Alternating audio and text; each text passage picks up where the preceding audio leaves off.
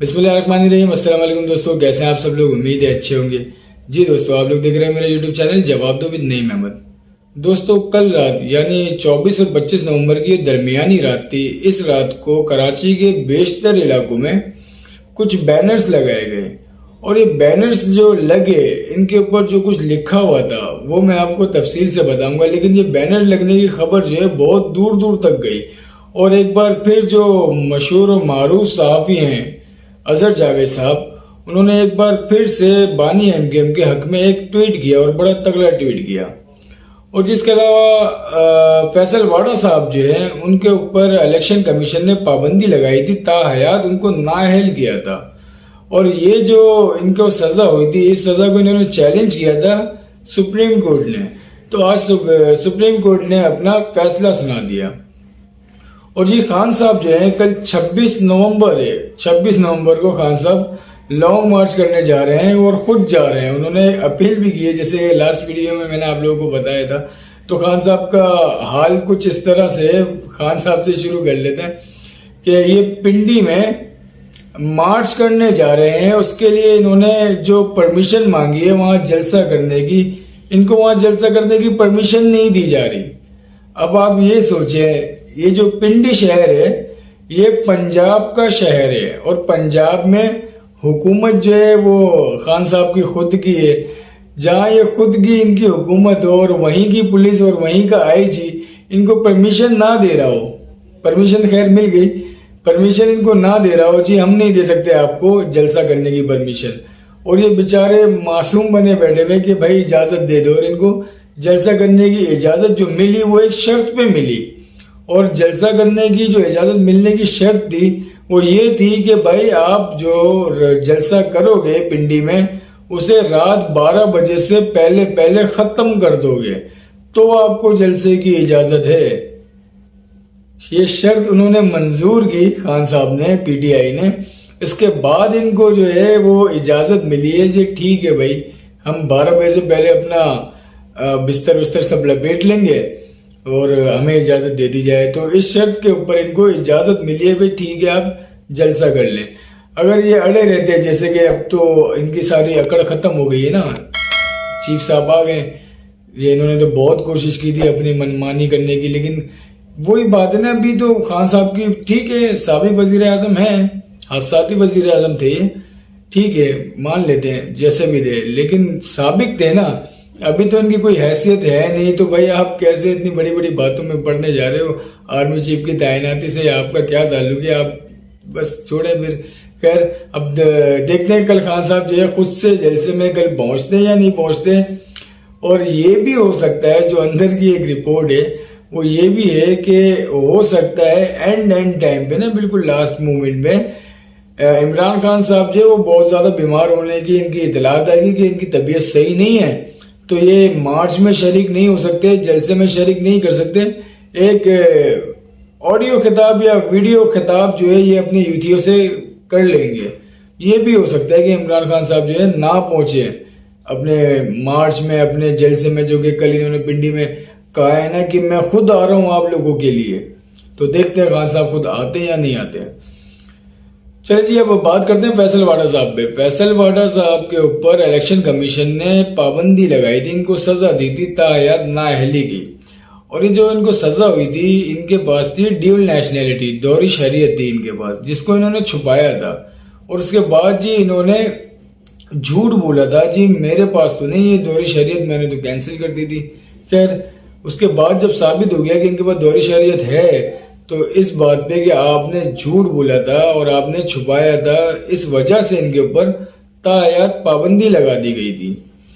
तो अब इस सजा को फैसल वाडा ने सुप्रीम कोर्ट में चैलेंज किया था। आज उसकी समाअत होती है इनके केस की। समाअत में जज पूछते हैं फैसल वाडा से, आपने झूठ बोला था? फैसल वाडा बोलते हैं जी हाँ मैंने झूठ बोला था, माजरत है, माफ कर दें, आइंदा नहीं बोलूंगा। बोलते ठीक है भाई यार छोड़े यार, वो तस्लीम कर रहा है ना, झूठ बोला था, चलो माफ कर देते हैं इसको। लेकिन ताहयात पाबंदी तो नहीं होगी आपके ऊपर, लेकिन आपके ऊपर 5 साल की पाबंदी हो जाएगी। तो 5 साल के लिए वो नाअहल हो गए फैसल वाडा साहब, जिसमें से मेरे ख्याल है 2-3 साल तो इनके गुजर गए, बाकी 2-3 साल इनके रहते हैं। और ये वो पूरे करके फिर दोबारा इलेक्शन लड़ लेंगे। तो अब से कुछ अर्से पहले है ना, जो सुप्रीम कोर्ट के जज है उन्होंने इस कानून को तायद नाअहल वाले कानून को काला कानून करार दिया था कि ये काला कानून है। अब इन सब बातों से लगता तो ये है जैसे नवाज शरीफ साहब की जो वापसी है वो सुनने में आ रहा है ना, जैसे नवाज शरीफ साहब जो वापस आ रहे हैं, तो हो सकता है वो वापस आ जाए। उसके बाद जो है जो नवाज शरीफ के ऊपर जो ताहयात पाबंदी है वो भी हटा दी जाए, वो भी चैलेंज कर देंगे, कहीं हो सकता है हट जाए। लेकिन जो यहाँ पे एक शख्स के ऊपर पाबंदी है उस पर कोई बात नहीं करता। उस पर एक सहाफ़ी हैं बेचारे अजहर जावेद भाई, वो ट्वीट कर देते हैं और बहुत ज़्यादा ट्वीट कर रहे हैं। वो बानी एमकेएम अल्ताफ हुसैन के हक में कल रात को कराची के कुछ इलाकों में बैनर्स लगाए गए। अब वो जो बैनर्स लगे वो आयशा मंजिल और उसके एतराफ़ के इलाकों में लगाए गए। वो बैनर के ऊपर लिखा हुआ था MKM belong is Altaf Hussain, people of Karachi, 25 November 2022। और इसके साथ कुछ ना ऑडियोज भी आ रही है और काफी जगहों पे नारे लगने की भी इतलात आ रही है जी। अल्ताफ हुसैन के हक में जो है लोग अब निकलना शुरू हो गए और नारेबाजी भी कुछ जगहों पे हुई है। तो ये सब जो अचानक से अल्ताफ हुसैन के जो बैनर्स लग जाना और फिर नारेबाजी होना, ये लोगों को अब ये तासुर है ना लोगों को कि आर्मी चीफ चेंज हो गए तो हो सकता है पॉलिसियां भी कुछ चेंज हों और अल्ताफ हुसैन साहब की कुछ जगह बने। अब ये बैनर्स जो है ना ये हटा दिए गए। अब मजे की बात यह है कि बैनर्स लगाने वाले कौन थे? ये रात को लगते हैं बैनर्स, सुबह ये लोग अचानक से बैनर देखते हैं, उसके बाद जो ये बैनर हट जाते हैं। अब ये नामालूम अफराद हैं बैनर्स लगाने वाले, अचानक से आते हैं और बैनर्स लगा के चौकिंग करके ये गायब हो जाते हैं। नामालूम अफराद हैं, ये बैनर्स लगा के गायब हो जाते हैं। लेकिन इन बैनर्स को उतारता कौन है? आर्मी चीफ साहब ने अभी कुछ दिनों पहले, 2-3 दिन पहले जो अपना खिताब किया, अलविदाई खिताब, उन्होंने अपनी वाज़े उन्होंने अल्फाजों में कहा जी फौज जो है अब सियासत में मुदाखलत नहीं करेगी। साफ कहा उन्होंने कि फौज अब सियासत में मुदाखलत नहीं करेगी, इदारे अब सियासत में मुदाखलत नहीं करेंगे। तो ये जो बैनर उतार रहे हैं ये कौन उतार रहा है आगे? अगर ऐसा है कि इदारों का अब सियासत से कोई ताल्लुक नहीं है तो ये बैनर्स भी नहीं उतरने चाहिए, या ये जो उतार रहे हैं बैनर्स उनका पता भी करना चाहिए कि भाई ये कोई इदारों के लोग तो नहीं उतार रहे। अगर इदारों के लोग उतार रहे हैं तो फिर इस पे कार्रवाई होनी चाहिए, और अगर इदारों के लोग नहीं उतार रहे, मुखालिफ पार्टी के लोग उतार रहे हैं तो फिर इनको पकड़ा जाए, क्योंकि ये लोग तो फिर तसादुम कराना चाह रहे हैं इस तरह से। तो ये बैनर्स अगर कोई लगा रहे हैं ना नामालूम अफराद, तो नामालूम अफराद इसको उतार भी रहे। अब इसी बैनर्स को लेके जो अजहर जावेद साहब हैं साहबी, उन्होंने एक बड़ा तगड़ा ट्वीट किया। अजहर जावेद साहब कहते हैं कराची में अल्ताफ हुसैन के हक में बैनर्स लग गए, उम्मीद है महाजिर कौम और बानियान पाकिस्तान को भी इनका जमहूरी हक मिलेगा। एमकेएम के कायद को तहरीर और तकरीर और सियासत में हिस्सा लेने की मुकम्मल आज़ादी मिलेगी।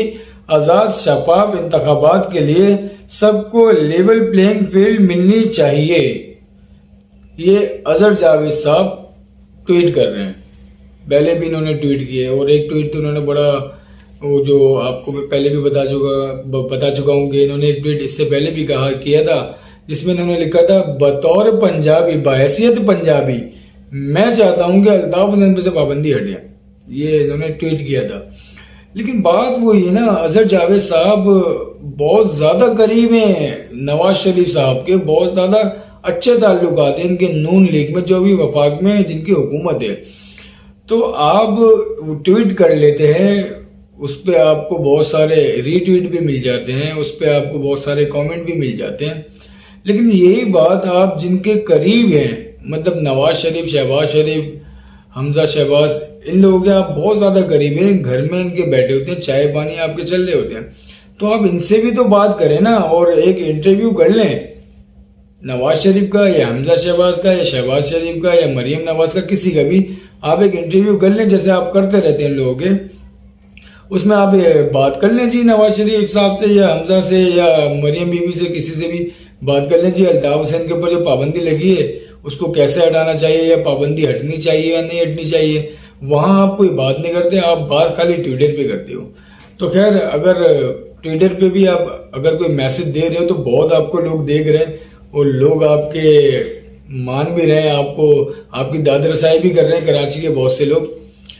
अब देखते हैं आगे और क्या क्या होता है। ये हालात, ये जो खबरें हैं अल्ताफ हुसैन साहब के हवाले से कि इनकी पाबंदी हटने वाली है, ये कब हटती है, हटती भी है या नहीं हटती है। अभी कल तो अचानक से खबरें भी चलने लगी थी, एक पुरानी वीडियो चलने लगी थी कि अल्ताफ हुसैन की तकरीर और तस्वीर पे से पाबंदी हटा ली गई है इलेक्ट्रॉनिक मीडिया पे से। लेकिन वो फेक न्यूज थी और सबको पता है जो वीडियो चल रही थी, गर्दिश कर रही थी वीडियो, वो पुरानी वीडियो थी, क्योंकि उसमें अली रजा आब्दी भी बैठे हुए थे। तो वो पुरानी वीडियो चलाई गई थी, पता नहीं किसने चला दी और यकीन करने वालों ने यकीन भी कर लिया था।